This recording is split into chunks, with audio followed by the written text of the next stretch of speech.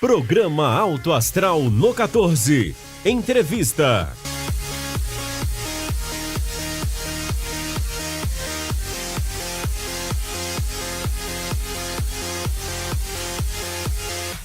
Amigos queridos do 14, mais um Alto Astral aqui no seu canal 14, 48ª edição do nosso Alto Astral.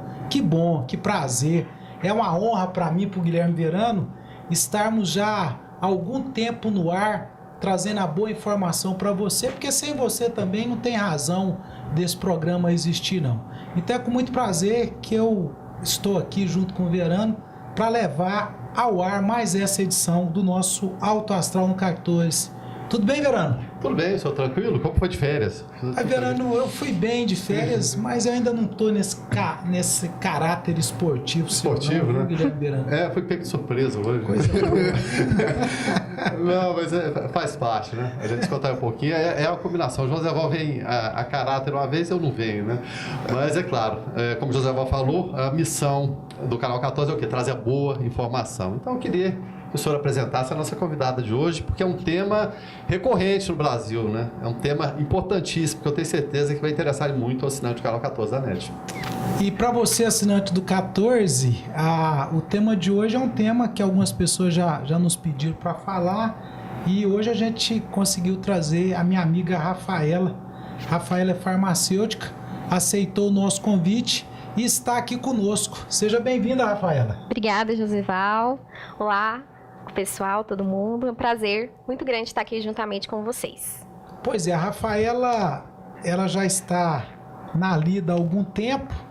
A experiência dela maior na profissão dela é como farmacêutica clínica em hospital, mas já passou também por outras atividades aí, mas já está há algum tempo na área hospitalar também.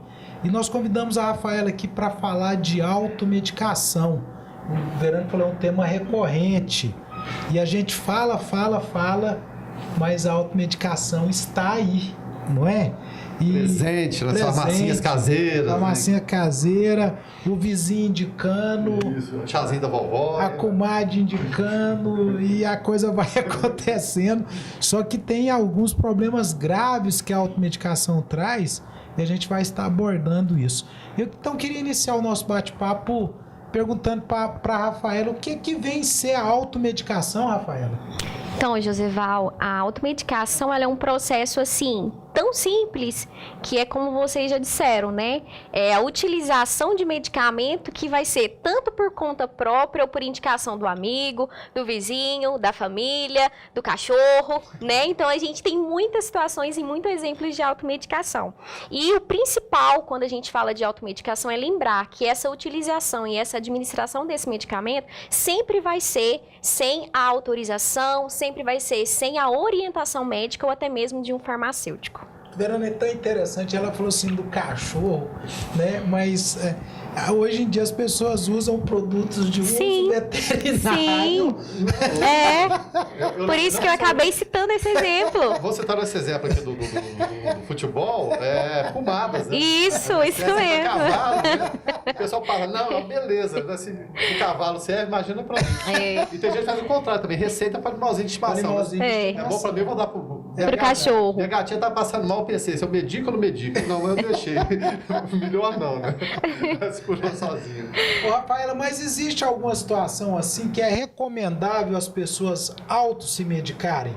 Então, assim, numa contextualização geral, é muito difícil eu falar para vocês que a automedicação ela é completamente liberada ou eu, como profissional farmacêutica, vou indicar a automedicação.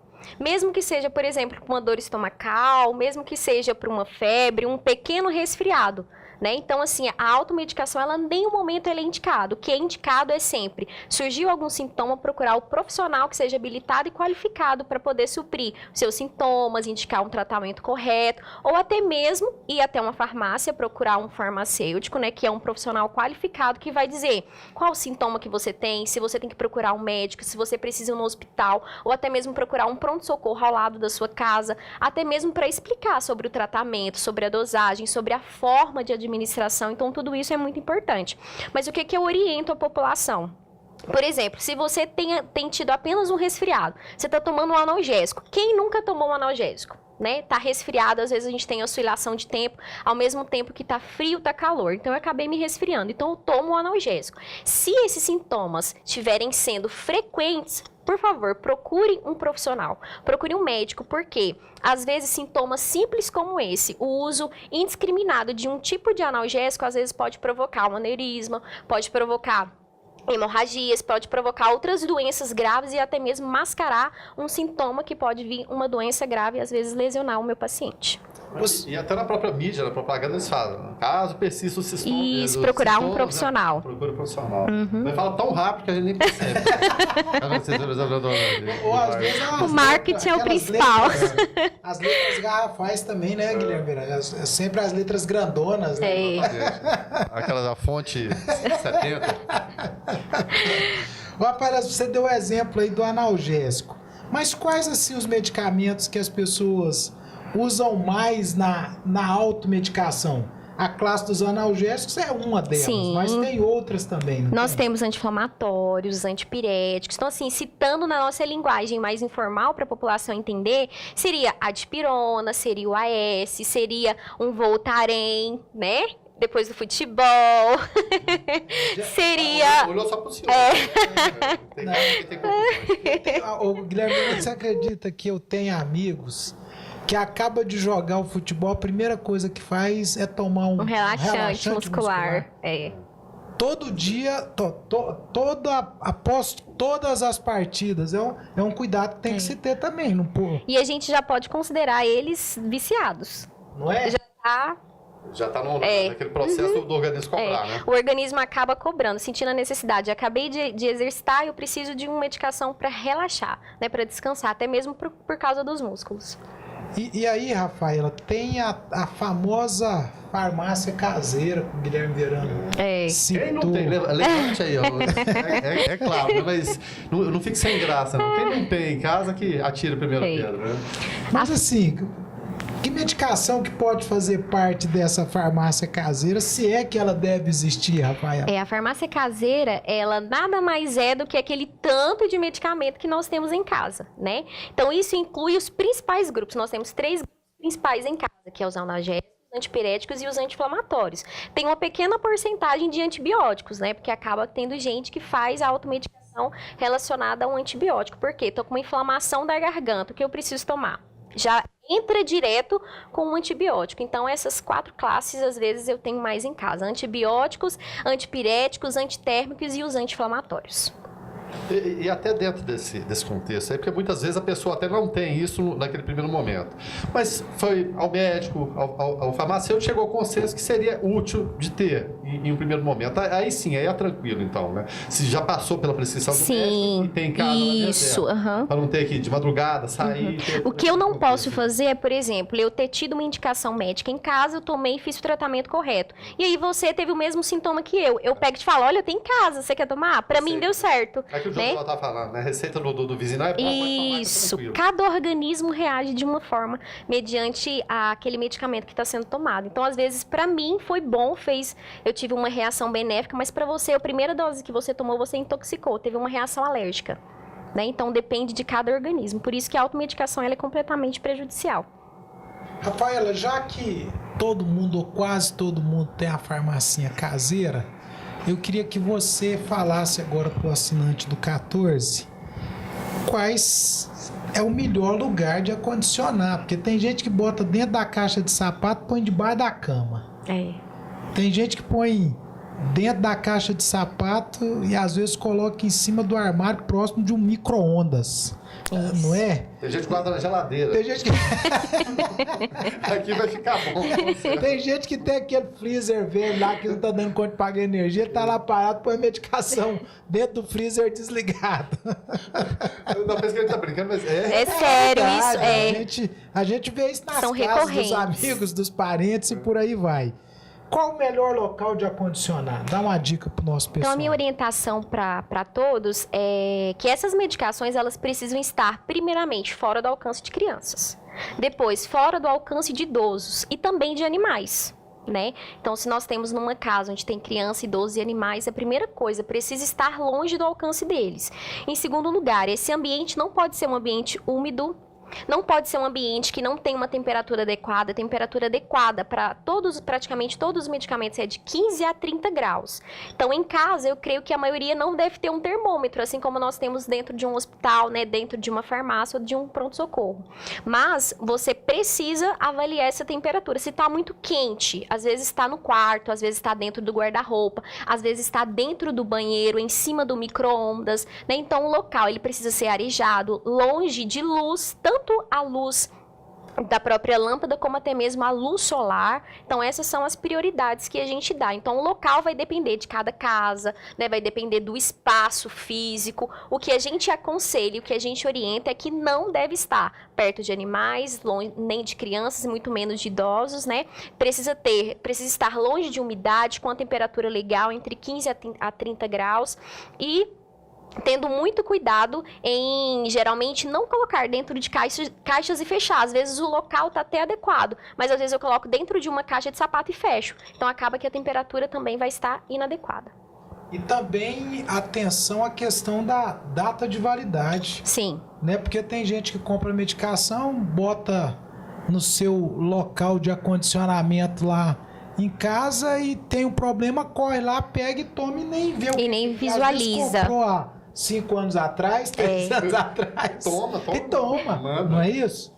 Esse cuidado também Sim. deve se observar. Sim. Isso, não é? É muito importante, né? Porque às vezes você vai estar tomando um medicamento e vai estar esperando um sintoma, vai estar esperando um efeito por causa dos sintomas e você não vai ter.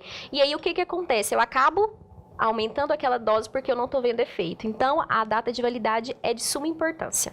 José, uma curiosidade aqui, até em relação à data de validade, é claro, olhando se as medicações, eu tenho dificuldade de ver a data de validade de alguns. Alguns são impressos na embalagem e no próprio medicamento, na cartela. Mas alguns é muito difícil. Existe alguma regulamentação padrão em relação a isso? Porque alguns são mais fáceis, alguns mais difíceis, não tem um padrão, de fato, pra gente chegar e falar, ó, tá nesse local da caixa aqui que a gente vai olhar, ou vai estar lá dentro também acondicionado, num local mais fácil? Olha, os dois lugares que a gente vai ter a data da validade é na cartela, sendo um comprimido, se for no frasco é no próprio frasco, ou na própria embalagem de plástico. São os dois lugares que a gente vai encontrar a data da validade. Acho que o número podia ser um pouquinho maior. A gente acaba tendo essa dificuldade mesmo. Principalmente os idosos, né? A gente tem muita reclamação dentro da farmácia. Não é por isso que eu tô reclamando, não, entendeu? Porque já me falaram, um amigo falou, teve dificuldade de enxergar e tal, então por isso que eu tô levantando a questão aqui. E geralmente quem precisa tomar medicamento mais é quem já tá com mais idade. Mais idade. Né, Ainda vou tomar. As vistas já estão um pouquinho mais cansadas, né? E às vezes a gente também tem exemplo, eu tenho exemplo dentro do próprio hospital. Às vezes os mais idosos, por terem muita dificuldade em relação a isso, eles acabam comprando aqueles tabletinhos que vêm segunda, terça, quarta, quinta e sexta e colocam todos os medicamentos ali. Então na segunda eu preciso tomar um atenolol, um AS e um clopidogrel. Tá lá os 3. Então isso também é um risco, porque o paciente não vai lembrar da primeira data de validade e ele vai acabar tomando. Né? Então, por exemplo, isso dentro do hospital a gente acaba nem aceitando, a gente orienta a família que a gente precisa da cartela, precisa até mesmo da embalagem para que a gente possa fazer essa conferência qualitativa desse medicamento. Tá, já que você entrou nesse assunto aí, o paciente interna no hospital, fazendo essa pergunta porque você está dentro do ambiente hospitalar. E ele interna tomando a medicação, ele é hipertenso, ele é diabético. Faz uso contínuo, né, dessas medicações. De medicação. E aí ele interna por um agravo qualquer lá, que talvez pela própria doença, ou nem sempre pela própria doença. Às vezes por outras comorbidades, né? Sou diabetes, sou hipertenso e tive um problema com o apêndice. Internei. Como é que é feito esse controle dentro do hospital? A pessoa continua tomando medicamento contínuo que ele traz de casa. Como que é feito isso para o assinante do 14 entender? Tá. Esse processo é um processo, assim, fantástico. A gente chama de reconciliação medicamentosa.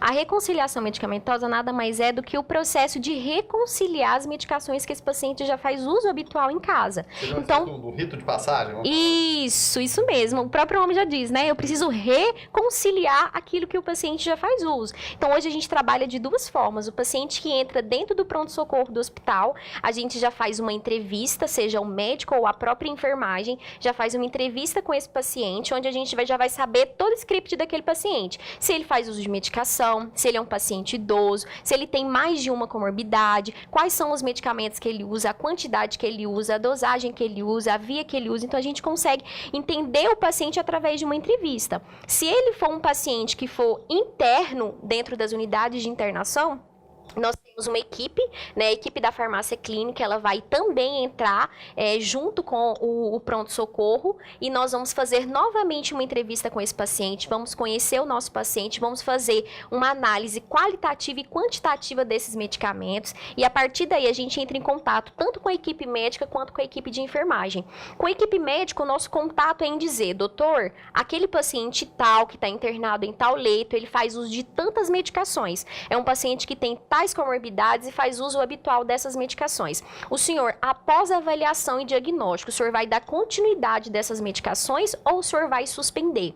Aí, a partir daí, o médico ou ele prescreve na prescrição as medicações que esse paciente faz uso ou ele suspende. Se o médico prescrever na prescrição os medicamentos de uso habitual, novamente a farmácia clínica entra em campo, nós vamos pegar uma caixinha com chave e cadeado e vamos fechar todas as medicações que aquele paciente faz uso ali dentro. Então, somente as medicações que estão prescritas vão ser administradas no paciente pela enfermagem no horário que está descrito pelo médico, ou seja, o paciente não tem o contato com essa medicação, porque às vezes o paciente está acostumado a tomar medicação após o almoço, mas o médico achou melhor tomar no período do lanche.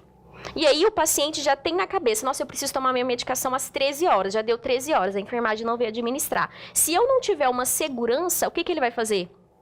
Ele vai tomar a medicação. E aí a enfermagem chega no quarto, no horário que foi prescrito, e dá mais uma vez. Então, a gente acaba tendo o quê? Uma superdosagem. Então, para evitar a superdosagem, a gente pega todas as medicações com autorização do paciente ou do familiar responsável, e aí a gente tranca com cadeado, a chave fica com a enfermagem só no momento da medicação prescrita, que é feita a medicação. Então, a gente evita a automedicação dessa forma. Através da reconciliação medicamentosa. Porque tem alguns também que gostam de contar vantagem. Não, eu tomei 15 remédios. Eu tomei 20. É a polifarmácia. Não tem isso, José? Muito disso. Não, você não toma nada, não. Você tá tranquilo. E vai, contando vantagem. Né? Eu tomei um punhado aqui na mão. E tudo junto, né? Faz aquela apagada assim, igual uma balinha, né? E manda, né? E outra importância, já que ele falou de tomar muitos medicamentos, a gente também, dentro da farmácia clínica, tem a análise das prescrições, né? Então, a análise da prescrição é justamente isso. Se tiver alguma interação de um medicamento com o outro, o que eu, como farmacêutica, posso sugerir para melhorar? Doutor, tal medicação junto vai provocar um sangramento. Vamos tentar minimizar? Colocar um meio-dia e o outro após 2 horas? Então, para minimizar isso também, a parte de interação, tomar muitas medicações no mesmo horário, o paciente acabar tendo reações, tendo alergia, até mesmo intoxicações, a gente também realiza a análise clínica e técnica das prescrições. Rafaela, dentro desse tema aí ainda, eu gostaria que você aclarasse. A maioria das pessoas sabem disso, mas tem gente que ainda acha que dentro de ambiente hospitalar, que farmacêutico prescreve, que enfermagem prescreve, as prescrições médicas dentro de unidade hospitalar são feitas exclusivamente por médicos. Pelo médico, isso mesmo. Não é isso? Somente o médico. Após a avaliação do médico ao paciente, né, ele é responsável. Hoje nós trabalhamos com um sistema informatizado, né, então o médico tem a senha dele. Somente o médico consegue entrar para poder fazer a prescrição do paciente. Isso tem que ficar claro, Verano, porque de vez em quando a gente recebe algumas reclamações na direção, dizendo, não, foi a enfermeira que prescreveu a medicação para o meu pai, para minha mãe, para o meu avô. Então, é importante... E até mesmo conforme legislações, nós não podemos receber prescrições ou nada por escrito que seja de um outro profissional que não seja o próprio médico. E tem gente insistente também. Chega no quarto, filha, passa alguma coisa que o médico quer passar. Não tem certeza, você consegue lá e puxa pelo braço. Ou não tem, eu tô mentindo.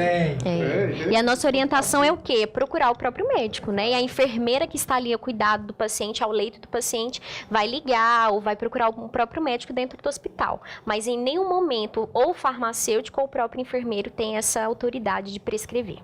Agora, fora o ambiente hospitalar, o ideal é que também todas as pessoas, antes de tomar uma medicação pela primeira vez, busquem um médico, não é isso?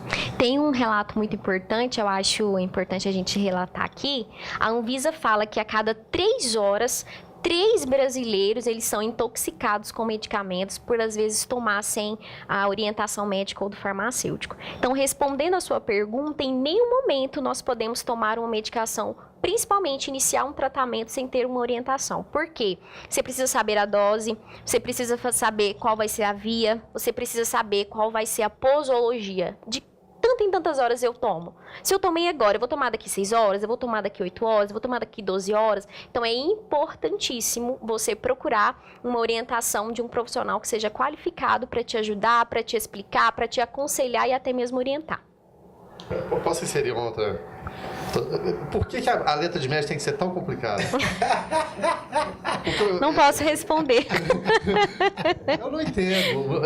Eles não deveriam ser claro ali, ou a pessoa pedir naquele momento, porque tem farmacêutico muito experiente que é até um risco, assim, consegue decifrar. Mas tem umas que realmente... Na verdade, a gente não foi formado para entender a letra, né? Não dá para entender, meu Deus do céu. Mas um benefício, já te falando, dentro do hospital, a gente hoje já tem trabalhado já com a prescrição informatizada justamente para evitar os próprios erros, né? Coisa, né? E os próprios consultórios. Consultórios também. Hoje, né? Uhum, isso mesmo. Boa parte das receitas hoje. A gente tem aqueles médicos, às vezes, que não conseguem se habitualizar com o computador, às vezes ainda tem essa dificuldade.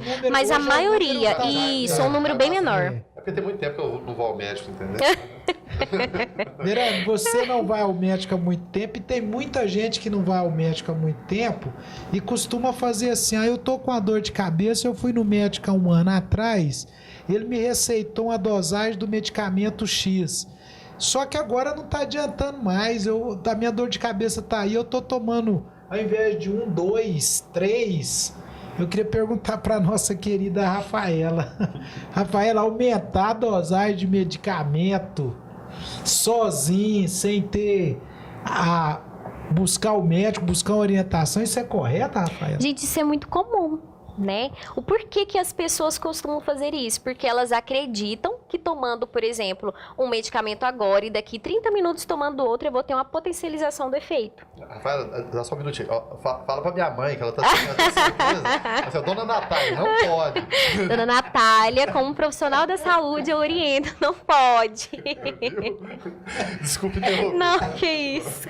E é importante dizer, tem um estudo na Folha de São Paulo que fala 32% dos brasileiros que se automedicam, eles por conta própria acabam aumentando a quantidade de medicações. Então, se eles tomam 2. Se tomam 2, tomam 3. E qual que é o problema de tudo isso? São os próprios malefícios que esses medicamentos podem trazer. Então, as pessoas estão esperando a melhora de um sintoma, estão esperando benefícios, mas, infelizmente, o que elas estão colhendo são reações alérgicas, são intoxicações, são problemas no fígado, problema no estômago, e que, às vezes, de imediato, elas não vão conseguir observar, mas, futuramente, elas vão colher, infelizmente, tudo isso que tem feito através da automedicação e do aumento dessas doses. E já tem, Verano, aqueles que vão ao médico, o médico receita um comprimido e ele diz, começa a tomar, até nós tratamos isso aqui com um médico que teve aqui uma vez, não dessa forma. E aí ele diz assim, não, essa medicação não tá me fazendo bem não, ao invés de tomar um comprimido, eu vou partir o comprimido no meio. Vamos diminuir essa dose. Vamos diminuir esse negócio aqui que eu acho que não tá me fazendo muito bem, não. O que você fala para essas pessoas? Na faculdade a gente aprende muito em relação a isso. Creio que todo mundo ao pegar o medicamento consegue visualizar se o medicamento é redondinho, se o medicamento é quadradinho e se ele também tem uma linha no meio. Aquela linha não significa que é para cortar, triturar, amassar ou quebrar. Não. Aquela linha não é para isso. Por quê? Nós não podemos garantir que existe metade daqui, um princípio ativo e a outra metade. Por exemplo, uma medicação de 10 miligramas. Eu não posso considerar que aquela linha que divide aquela medicação, ela tem 5 miligramas de um lado e 5 miligramas de outro. Então, quando você fala, eu vou tomar metade da medicação porque eu estou tendo muita reação adversa. Ou você pode estar tendo uma diminuição do efeito ou pode estar tendo um aumento maior, porque eu não posso considerar que aquela medicação tem a metade de um lado e a outra metade de outro. Então, não é aconselhável. A orientação é nunca partir da medicação. Está passando mal, não está indo bem com a medicação, procure a orientação do seu próprio médico. Às vezes para suspender, ou trocar, ou minimizar a dose. José Rafaela, porque existe aquela pessoa também que não se conforma, o médico fala, não, você tá ok, você não tem problema nenhum. Ele quer que receita alguma coisa. Ele sai de lá inconformado, né? Eu tinha uma tia que era desse jeito. Ele, não, mas não quis me receitar nada. Aí a pessoa conta para não, ele não sabe nada, não, vou comprar alguma coisa. Acontece também, gente, é sério. Mas é mesmo. Você tá ok, você não precisa de nada. Não, eu preciso de alguma coisa, preciso de tomar alguma coisa. Mas é só de curiosidade mesmo. Verano, mas tem uns que é mais artista ainda. A gente tá falando de cortar o medicamento ao meio. Não, eu tinha um tio que era craque naquilo ali, rapaz. Certinho. Não, mas ficava beleza, viu? Parecia que era profissional na coisa mesmo. E tomava metade. Isso é muito normal, principalmente para criança, a parte pediatra, né? A mãe às vezes está tendo uma criança com algum tipo de sintoma, tem medo de dar o comprimido todo, ele simplesmente vai lá e parte. Eu me recordo isso quando eu era criança, minha mãe sempre partia a medicação para me dar. Rafaela, mas se com comprimido não é aconselhável, tem gente que abre as cápsulas e põe um pozinho, um pouquinho do pozinho, mas guarda o outro pouquinho. Essa prática, Josival, ela só é feita porque as pessoas pensam que às vezes deglutindo só o pozinho vai ser mais fácil. Porque às vezes tem cápsula que ela tem um gostinho, às vezes é muito grande, né? Que às vezes acaba dificultando a deglutição. Então as pessoas acabam fazendo essa prática justamente para melhorar a forma de administrar. Mas a cápsula nada mais é do que ela tem uma propriedade fundamental, que é de proteger a mucosa oral e a mucosa do esôfago. Ou seja, para que aquele princípio ativo, ao passar na sua mucosa, ela não venha ter nenhum tipo de reação. Então, a cápsula ela não está ali para enfeitar, para ficar bonitinho o medicamento. Não, ela tem uma propriedade importante que pode te proteger. Então, tirar a cápsula que não é recomendado. Vai ser problema. Sim. Tá certo. E existe aí também uma situação de um nó aí, não sei se é nem um mito, viu, Guilherme Verano? Que existe horários melhores de se tomar medicação. Tem gente que acha que se tomar cedo faz mais efeito do que tomar de tarde. Não, se tomar cedo você morre. É melhor de tarde, melhor depois comeu, né? Existe isso, Rafaela? Mas isso existe sim. Cada medicação acaba tendo a sua peculiaridade. Então, por exemplo, tem medicações que vão ser melhores tomar antes do almoço, né? Às vezes no horário específico. Por exemplo, vou citar um exemplo de um antidepressivo.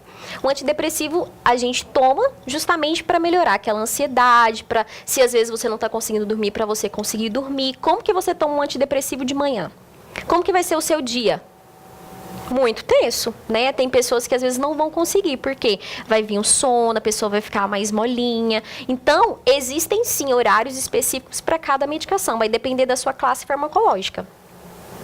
Mas não é eu achar que eu... Não, isso tudo conforme a orientação médica. Principalmente um antidepressivo. Você não chega numa farmácia e fala, eu quero um antidepressivo. Não. Você precisa ter o quê? Ter tido uma consulta, precisa de uma prescrição médica, justamente até mesmo para você comprar aquela medicação. E a partir daí, da prescrição, o farmacêutico vai te orientar, vai te explicar como que você vai tomar, qual a forma que você vai tomar, quais são os horários. O farmacêutico se torna meio psicólogo também nesse contexto? Sim, eu não cheguei a trabalhar em drogaria, mas nos meus estágios eu tive muito contato com os pacientes, principalmente a parte mais idosa, que é aqueles que mais vão na farmácia recorrentemente, justamente para comprar ou às vezes até para conversar.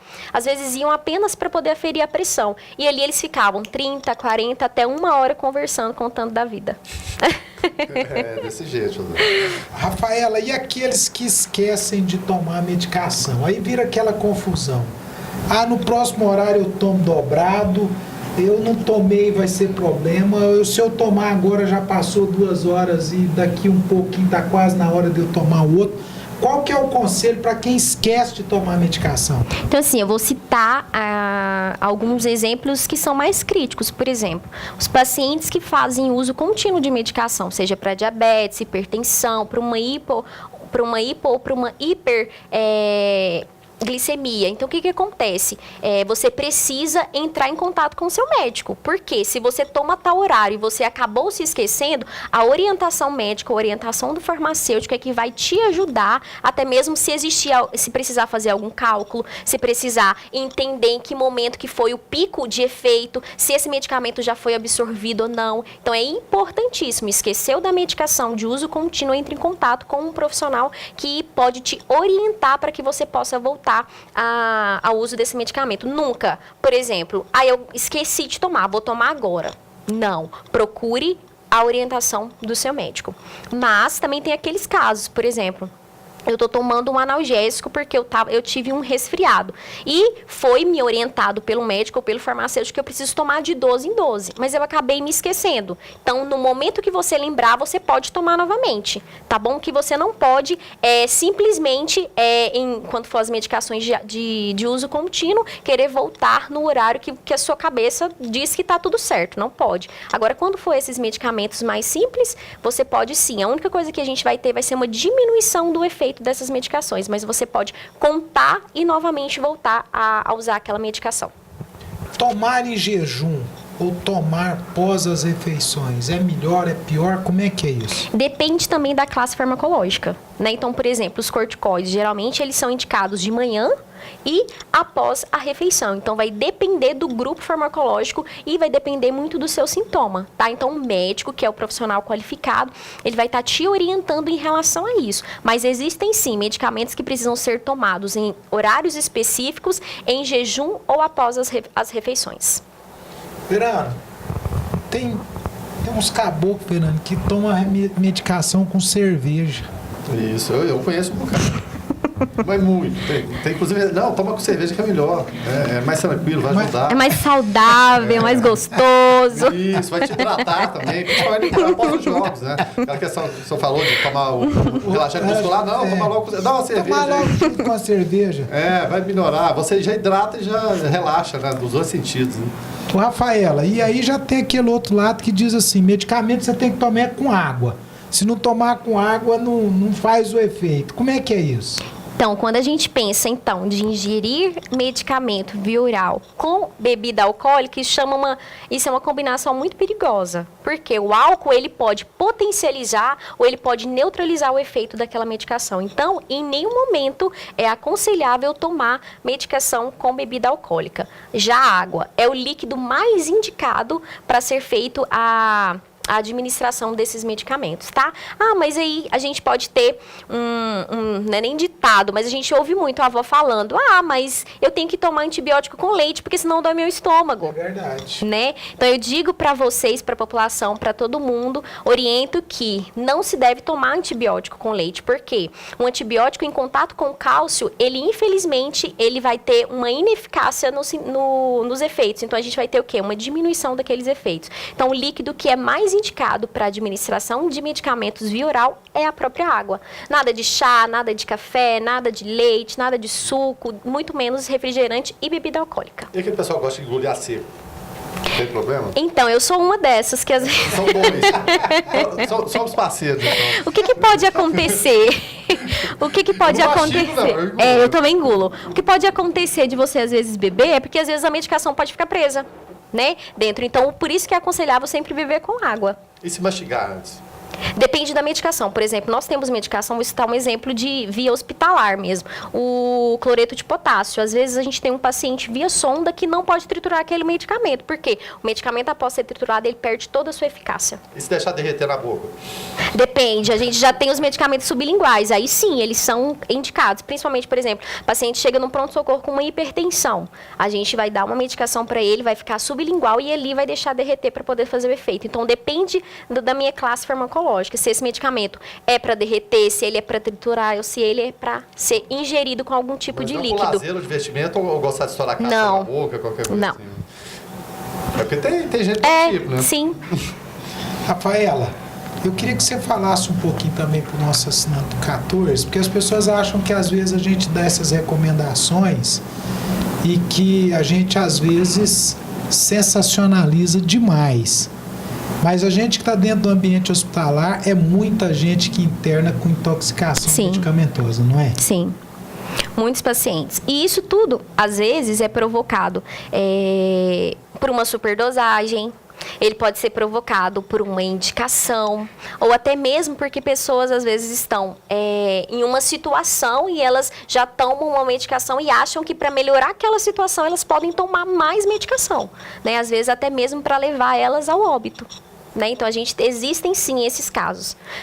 E também a questão que você já citou aí, do próprio consumo do álcool junto com a medicação. Com a medicação. Uhum. Eu vou até falar isso, às vezes não ingerindo naquele momento, mas depois. Isso, eu tenho exemplos, por exemplo, de pessoas que chegam e me perguntando, eu estou tomando um medicamento para emagrecer, de segunda a sexta eu tomo um medicamento, a partir de sexta, no horário do almoço, eu já paro de tomar a medicação. Por quê? Porque e sexta-feira começa o final de semana, né? Então, como eu vou ingerir a bebida alcoólica, eu já paro ali aquela medicação, né? Então, isso também não é certo.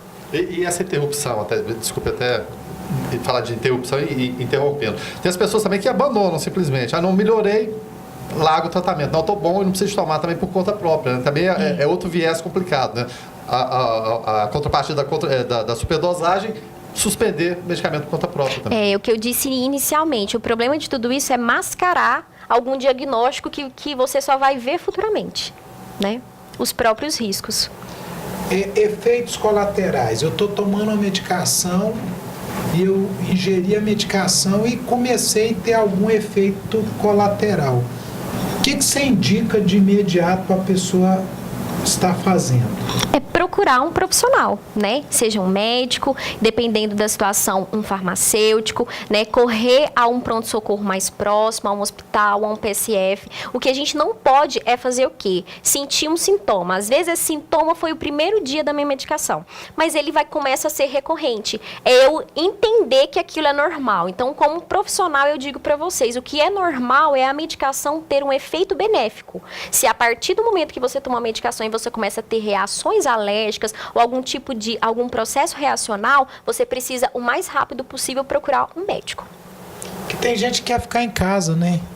Aí eu vou tomar aqui. Ou às vezes lê a bula, ou às vezes lê a bula e vê lá. Não, a bula diz que causa náusea, causa tontura, causa tantas situações. No hospital, a gente tem uma comissão que chama Comissão de Farmacovigilância. Isso porque nós estamos dentro do hospital. Então, vocês que estão dentro de casa deveriam ter mais medo ainda. Então, quando o paciente apresenta qualquer tipo de reação, mesmo que seja esperado, essa comissão entra em ação. Então, nós vamos atrás da medicação, vamos atrás do lote dessa medicação, vamos entender o motivo por que aquele paciente está passando por aquilo e vamos procurar o quê? Benefícios para aquele paciente não passe por aquele tipo de reação medicamentosa, reação alérgica.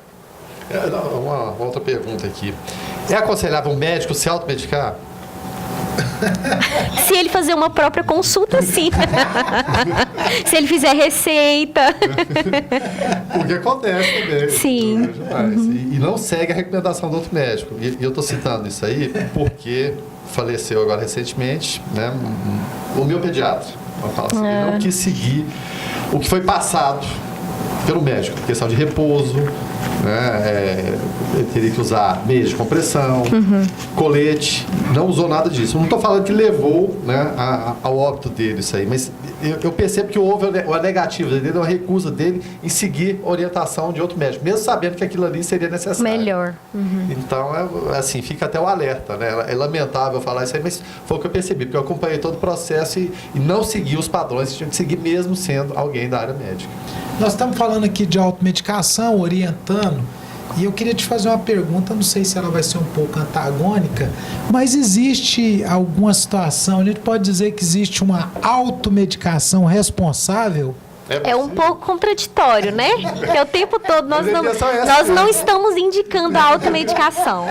Mas o Conselho Federal de Farmácia, ele considera a automedicação responsável a partir do momento que entra o profissional farmacêutico. Então, por exemplo, você teve algum sintoma, você vai até a farmácia para poder comprar uma medicação. Então, se torna uma automedicação responsável porque o farmacêutico vai interferir nesse momento. O farmacêutico é quem vai aconselhar, é quem vai orientar, é quem vai dizer o que você tem, o que você precisa fazer, qual vai ser a conduta, qual o diagnóstico, qual o sintoma de verdade, se você vai ter algum tipo de reação, qual vai ser a dose, qual vai ser a posologia que você vai tomar.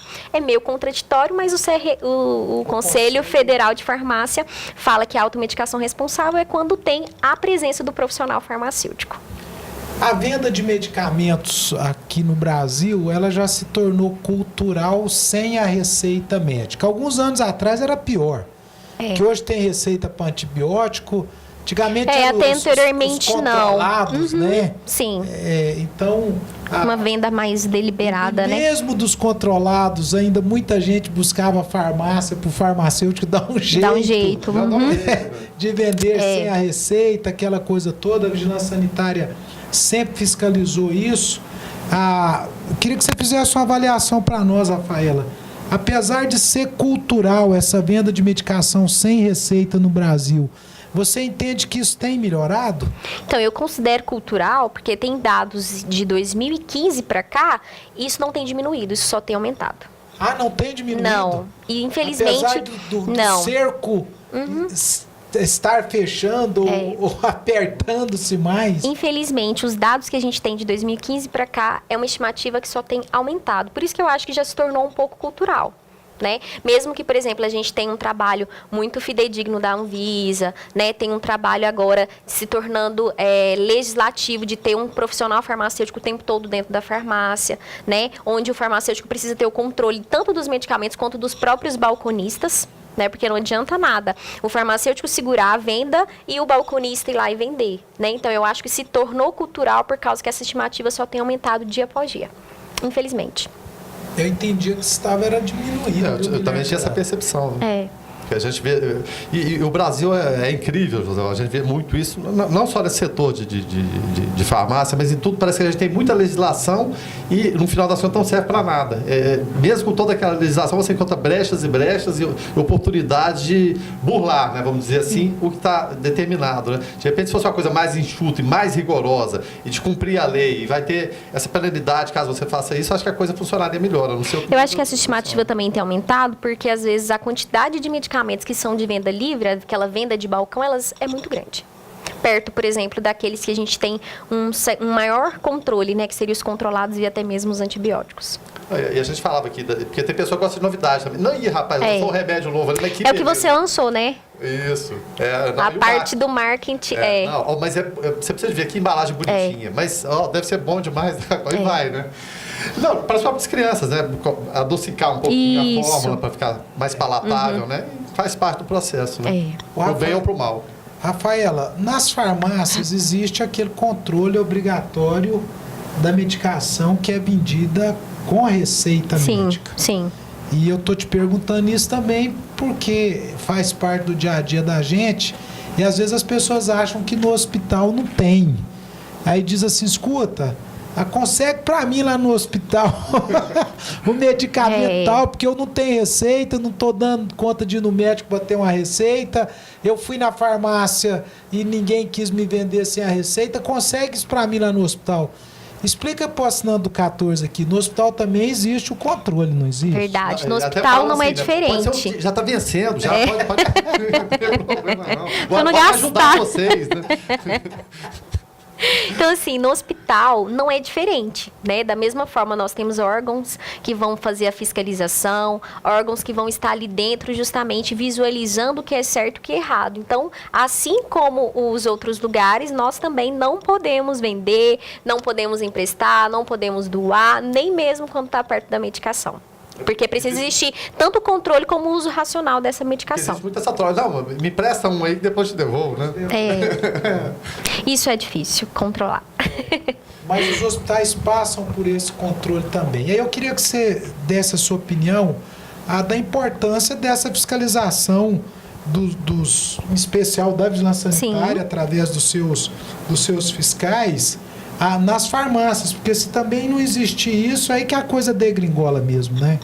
Sim, é muito importante. Além de ser um órgão que vem mesmo justamente para fiscalizar, inspecionar, eles também estão ali como colegas de trabalho, né? Para dar dicas, para ajudar, para orientar e até, às vezes, melhorar o nosso processo de trabalho, né? Então, isso realmente é muito importante. Como profissional farmacêutica, eu digo que esses órgãos de fiscalização são muito importantes para crescimento e melhoria do nosso processo.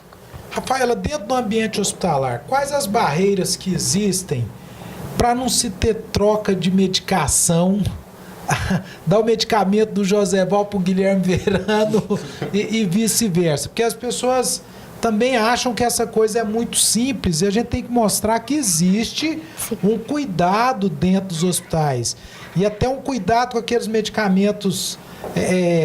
a gente chama de alto risco. De alto risco também. Queria que você desse uma explicação sobre isso. Sim. Então, esse processo é um processo bem complexo mesmo, né?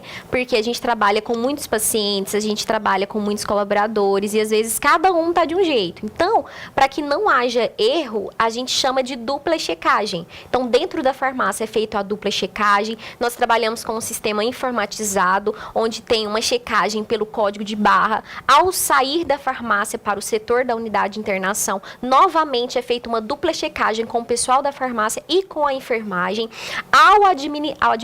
Antes do preparo, a enfermeira também faz essa dupla checagem, conferindo prescrição, conferindo com a técnica que está ao lado e ao fazer a administração ainda confere o nome do paciente, confere todas essas barreiras para que não haja realmente esse erro e essa troca de medicação.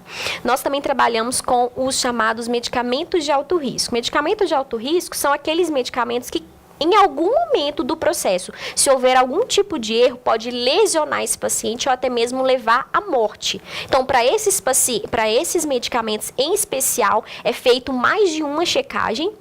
A gente chama de tripla checagem, justamente para a gente evitar que essa medicação seja feita errada, seja feita no paciente errado ou até mesmo com a dose errada. Guilherme Verano, tá aí a internet, tá aí as compras via internet de muita coisa. Receitadas pelo Dr. Google, muitas vezes. Também, né? E com medicamento não é diferente. O cara já entra no Dr. Google, já faz a sua própria receita e já pela própria internet já pede em algum canto aí. E vai encontrar. E vai encontrar. Então, as vendas pela internet hoje é uma realidade, uma grande realidade. Como lidar com isso, Rafaela? A legislação fala que para dispensação legal dos medicamentos é o quê? Uma farmácia ou uma drogaria que tem um farmacêutico durante todo o tempo de trabalho. Mas hoje a gente tem visto uma realidade um pouco diferente, né? Então, a gente tem visto uma venda ilegal nas internets. Então, isso a gente encontra tanto medicamentos simples até como medicamentos de tarja preta. Né? Então, assim, eu acho que para a gente lidar com isso, somos nós mesmos corresponsáveis. O que eu não posso é coparticipar com esse crime, que é um crime ilegal, né, onde a Anvisa, até mesmo a parte policial tem entrado a fundo, justamente para tentar minimizar essas vendas que às vezes acabam tendo uma estimativa também muito alta. Então, eu acho que nós mesmos, como clientes, né, como usuários, não podemos coparticipar dessa venda ilegal, não podemos comprar, não podemos indicar, ou até mesmo fazer participação disso indicando para alguém, ou até mesmo comentando alguma coisa, né? Compartilhar. E você vira coautor do crime, na verdade. Sim. Você está participando daquele. É a mesma coisa como de peças roubadas de carro. E aí vai, não tem, né, procedência. Não sabe nada. Não, nada. A única maneira de combater, acho que é essa que você falou. É a pessoa se conscientizar que não pode. Que não pode. Não pode, não deve, não tem como. Não existe milagre na internet, não existe preço muito abaixo, né, de mercadoria. Algum crime tem no meio, né? E às vezes a facilidade de tudo isso é porque às vezes eu não tenho tempo de ir consultar. Né? Eu não tenho uma receita, né? Eu estou passando mal agora, eu precisava nesse momento. Às vezes o preço também é muito atrativo, né? A gente tem um preço, às vezes, de um valor tanto, eu tenho 50% de desconto, às vezes em débito no cartão, dividido em várias vezes. Isso. Infelizmente, a gente tem um marketing muito forte por trás. Nós falamos do acondicionamento da medicação em casa. nos hospitais, quais os cuidados que tem? Porque a pessoa está ali no leito hospitalar tomando medicação, ele não sabe direito nem de onde que está vindo, de que forma que está vindo, de que jeito que é acondicionado. E eu queria que você aclareasse isso um pouquinho, até para dar segurança para as pessoas também, e as pessoas saberem que a gente é muito fiscalizado em relação a isso, né, Rafael?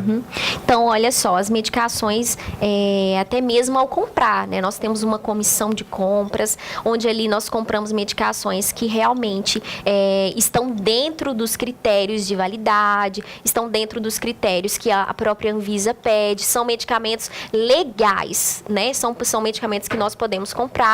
Então, desde a compra até a chegada, nós temos o recebimento é feito por um responsável, onde esse ambiente é preparado para receber essa medicação com pallets, né, com ar-condicionado, com uma temperatura preconizada. Alguns né? em geladeira, né? Sim, nós temos os termolábeis, né, onde nós guardamos especificadamente na geladeira, onde nós temos uma temperatura entre 2 a 8 graus Celsius, são medidos 3 vezes por dia, no período da manhã, no período da tarde, no período da noite. Ao ser acondicionada dentro da farmácia, é colocado nas estantes, alguns nos binners após ser fracionado. Então, tem todos os critérios a ser seguidos conforme a legislação. Nós estamos já caminhando para o final do nosso programa e eu queria fazer um último questionamento para a Rafaela. O mercado de trabalho hoje está muito concorrido, Sim. não é? Em todas as áreas, em todas as profissões. Por exemplo, na área de farmácia clínica, nós temos na nossa cidade muito poucos hospitais, consequentemente, muito poucas farmacêuticas clínicas, por exemplo, é o seu caso, que está atuando dentro do ambiente hospitalar. Mas é uma profissão que te dá mais de trabalhar na farmácia, de ser dono da farmácia, de trabalhar na indústria, de trabalhar no hospital, de trabalhar no posto de saúde, de trabalhar administrativamente dentro de uma farmácia pública. Tem muitas opções, Sim. não é, Rafael? As pessoas... é uma profissão que dá, apesar do mercado estar muito acirrado... Ela é muito ampla, né? Mas é uma profissão que dá opções para as pessoas atuarem, não é isso? Sim. É uma profissão que, conforme a Joseval falou, às vezes nós temos tido um campo um pouco fechado, né? Mas a gente, como profissional farmacêutico, pode atuar em várias atividades, desde a área hospitalar, né? Como um pronto-socorro, eu posso trabalhar numa indústria, posso trabalhar até mesmo dentro de um laboratório, fazendo análises clínicas. Verdade. Né? Então, a nossa área acaba sendo um pouco bem ampla relacionada às funções que nós podemos executar. E a pergunta final? O senhor falou que era a pergunta final é o senhor começou e encerra. Recomenda a profissão? Sim, recomendo. Na verdade, assim, quando eu fui fazer o vestibular, eu sempre queria fazer administração. Eu queria ser uma administradora de empresas e tal, mas não gostava de matemática. Aí eu falei, não, então eu gosto de biologia e química, eu vou para farmácia. Foi a minha opção, mas hoje eu recomendo sim. É uma profissão de muito valia, né? A gente tem tanto contato com o paciente quanto com a população. A gente consegue fazer um trabalho e ver que aquele trabalho realmente é um trabalho de gratidão mesmo. Então eu super recomendo a profissão. E está abrindo aí, Verano, uma nova frente que é as operadoras de plano de saúde investindo nos farmacêuticos para controlar um pouco a equação receita, despesa e buscar o equilíbrio. Então, é uma nova opção que está abrindo no mercado. Rafaela, muito obrigado por ter passado esses minutos conosco aqui, nos dando o prazer de aclarear muitas dúvidas em relação à questão de medicamentos, tanto no domicílio quanto no ambiente hospitalar. Eu acho que o ouvinte do 14 ficou feliz com esse nosso bate-papo aqui. Volte sempre, nós estamos aqui sempre precisando de profissionais como você, que levam a boa informação da maneira tranquila, clara. Muito obrigado. Eu que agradeço a todos vocês pela atenção e me coloco à disposição. Sempre que precisar, pode contar comigo. Guilherme Verano, muito obrigado mais uma vez. E eu gostaria que você agradecesse aí a quem nos apoia, né, Guilherme Verano? Claro. Porque se nós não tivermos bons entrevistados, tipo a Rafaela, e não tivermos os nossos apoiadores, e você assinando 14, nós não vamos estar aqui, não. Sem dúvida nenhuma. Eu pensei que o senhor fosse pedir para mim falar alguma fórmula de remédio, porque eu tinha mania de decorar fórmula de remédio, né? Decorar. Meu pai tinha farmácia, eu decorava. Oh. Admetilaminoferil, dimetilpirazolona, feril, dimetilpirazolona, metilaminometansulfonato de magnésio, e vai por aí afora. Né? Você tá melhor que eu. Então é por aí, né? Então tá certo, é claro, a gente sempre agradece aos nossos convidados, a gente procura, é claro, um bate-papo aqui, se é que a gente pode dizer assim, profissional, mas acessível ao assinante de Canal 14 da NET. Isso aqui é importante. É claro, como você frisou, a gente agradece os nossos parceiros, né, os apoiadores culturais, sem os quais seria impossível a execução desse programa. Canal 14 NET. Apoio Cultural.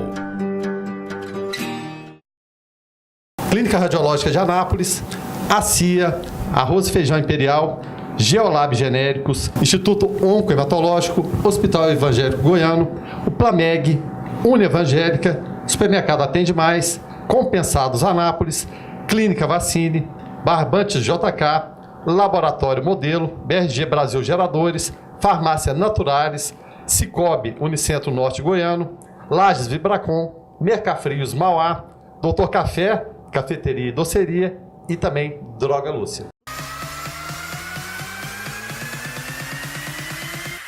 Programa Alto Astral no 14. Entrevista.